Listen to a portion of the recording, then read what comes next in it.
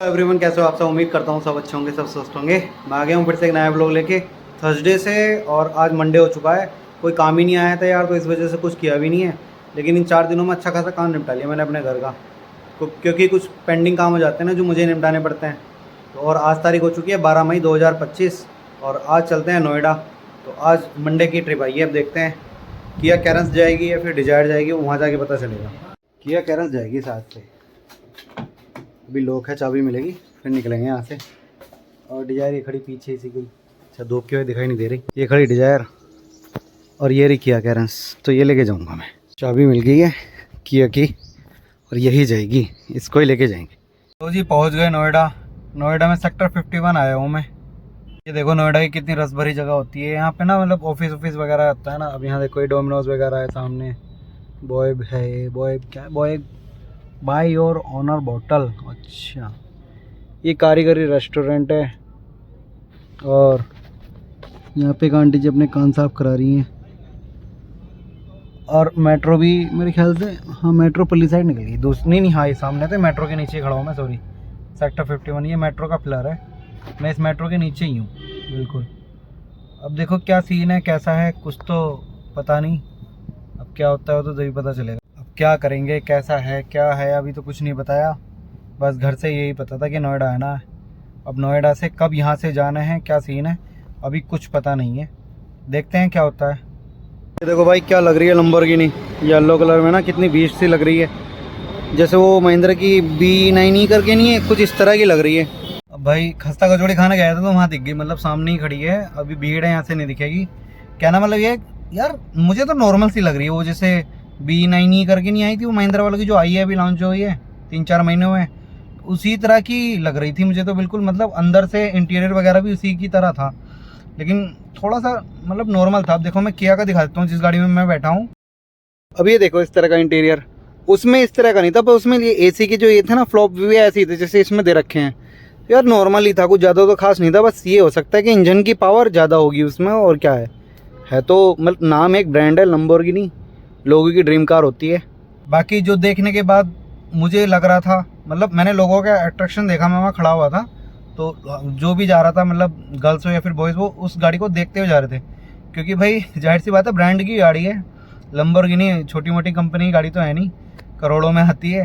लेकिन लग बीस्ट रही थी गाड़ी, कुछ भी हो चाहे। लेकिन महिंद्रा वालों ने, हमारे जो इंडियन की, हम तो अपने इंडिया की बात करेंगे ना, महिंद्रा वालों ने जो B9 निकाली है ना, अभी तक मैंने चलाई तो नहीं है, लेकिन देख लिया मैंने, इंटीरियर वगैरह भी देख लिया, शूट नहीं किया मैंने। लेकिन एक नंबर लग रहा है, वो भी कम नहीं है लंबोर्गिनी से, मैं तो ये कहता हूँ। देख लो भाई, फ्रंट से कुछ इस तरह की दिखाई देती है। मुझे तो बढ़िया लग रही है, ठीक लग रही है, बीस्ट है, अच्छी कह सकते हैं। देख लो ये पीछे निकल गई, ऐसी है बैक से, ठीक ही है, अच्छी लग रही है। देखो गाड़ियों का क्या है, गाड़ी चलती वैसी है जैसे सब लोग चलाते हैं। चला कितने ही लो, लेकिन कंट्रोल में। गाड़ी कितनी महंगी हो, कितनी अच्छी हो, कंट्रोल में और लिमिट में चलानी चाहिए। रोड अच्छी हो तो चला लो भाई, ठीक है, अच्छा परफॉर्मेंस देखना है गाड़ी का तो चला सकते हैं, वरना तो मेरे हिसाब से तो बेकार ही है। क्योंकि गाड़ी को जितना लिमिट में, जितना मतलब सेफ्टली चलाओगे उतना ही अच्छा है। देख लो सेक्टर 51 में आ चुका हूँ मैं। 51 नहीं है, सॉरी 50 है ये, 50 सेक्टर 50 की रेल नगर सोसाइटी है ये। मैं रेल नगर सोसाइटी के अंदर हूँ। तो रेल नगर सोसाइटी हो रही थी देखने के लिए, रेल नगर सोसाइटी भी देख ली।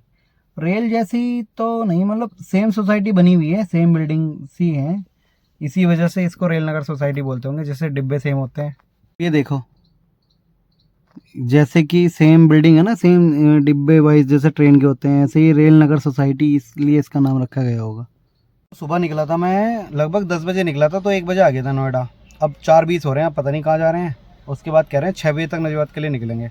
तो आज तो पक्का 9:30 बजे तक घर पहुँचना होगा। 6, 7, 8, 9, 9:30, 10, 9:30, 10 ये मान के चलो, 9:30 तो मान के ही चलो, 9:30 नहीं सॉरी 10:30, क्योंकि 1-8 घंटा तो वैसे खाने पीने में लग जाता है अगर कहीं रुक गए तो। B78 नोएडा, मतलब सेक्टर 5 में आया हूँ मैं नोएडा के।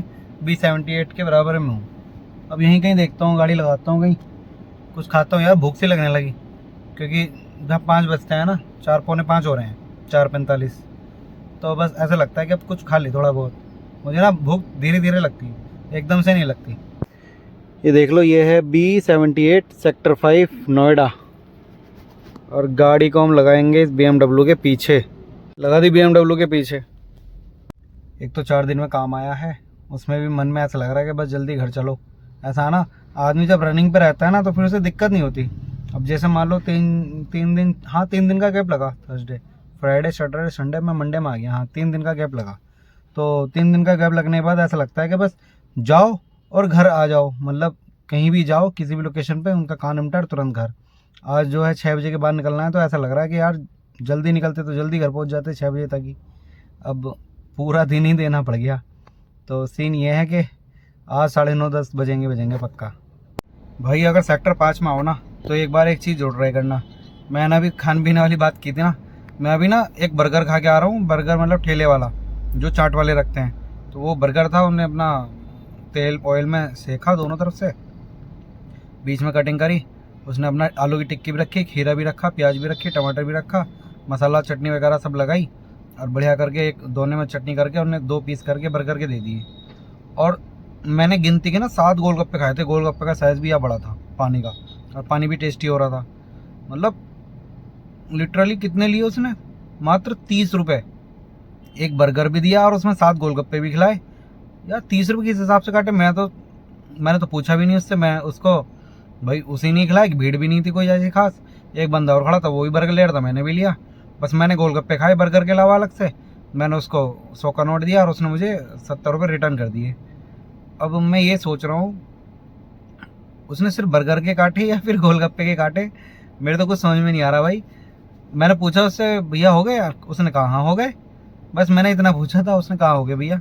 मैंने ये नहीं पूछा कितना का बर्गर था या कितने के गोलगप्पे थे। अब 10 रुपये के 7 गोलगप्पे, हमारे यहाँ तो 10 रुपये के 4 चल रहे हैं। नोएडा में 10 रुपये के 7 मिल गए, बहुत बड़ी बात है। कम से कम 20 रुपये का बर्गर तो होगा ही।